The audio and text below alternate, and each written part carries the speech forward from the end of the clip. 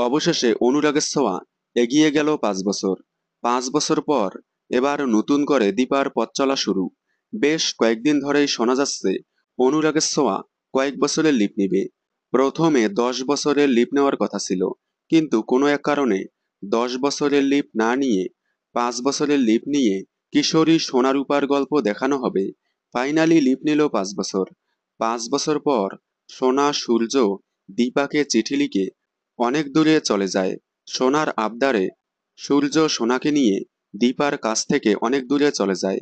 এদিকে দেখা যায় দীপা 5 বছর পর তার নতুন জীবন শুরু করেছে।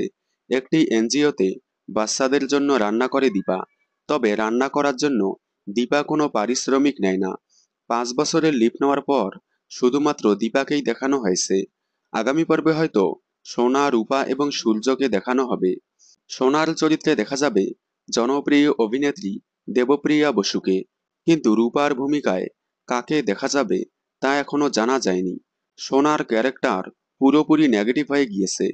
5 বছর পর দীপা কি খুঁজে পাবে সোনা এবং রূপাকে? দেখুন অনুরাগের ছোঁয়া সোম থেকে রবি ঠিক রাত 9:30টায় স্টার জলসার পর্দায়। বাংলা বিনোদনের সকল আপডেট সবার আগে পেতে চ্যানেলটি সাবস্ক্রাইব করে পাশে থাকা বেল আইকনটি বাজিয়ে দিন। ধন্যবাদ।